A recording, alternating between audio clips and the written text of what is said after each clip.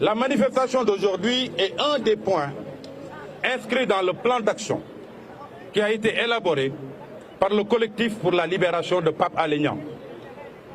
Pourquoi avons-nous choisi ce rassemblement en direction de la marche et pourquoi ce jour? C'est parce que ce mercredi correspond à la tenue du Conseil des ministres au Palais de la République, où le président de la République, Macky Sall, rencontre ses ministres pour discuter avec eux de la marche des affaires du pays.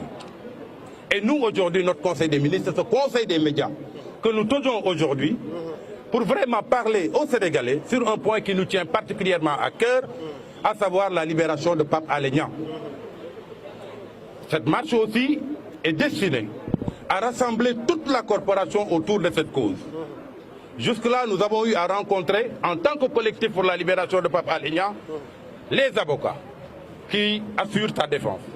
Nous avons eu également à rencontrer les organisations des droits humains. On s'est dit qu'il y avait lieu, à quelques jours de la marche prévue vendredi prochain, de rassembler toute la corporation pour préparer la mobilisation. C'est une sorte donc de veillée que nous organisons aujourd'hui.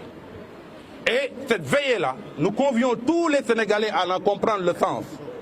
Et à savoir que si nous en sommes aujourd'hui là, c'est parce qu'il y a une obligation que nous avons vis-à-vis du peuple, que nous avons voulu respecter et qui nous vaut aujourd'hui des brimades, des agressions contre la profession, des injures, des propos calomnieux et même la prison, comme aujourd'hui c'est le cas de Pape Alé Niang.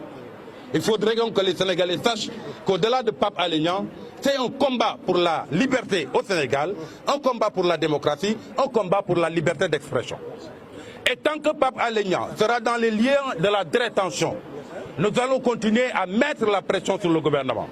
Et sous ce registre, nous venons d'avoir aujourd'hui un soutien de taille à travers la Convention pour la protection des journalistes qui est basée aux États-Unis et qui est l'équivalent de Reporters sans frontières, qui s'est engagé, si au-delà du 1er décembre, Pape Alé Niang n'est pas libéré, d'inscrire le Sénégal sur la liste rouge des pays où les journalistes sont malmenés et ou en danger. Ce qui serait très dévalorisant pour l'image de notre pays. Autant pour moi, c'est le comité pour la protection des journalistes basé à New York.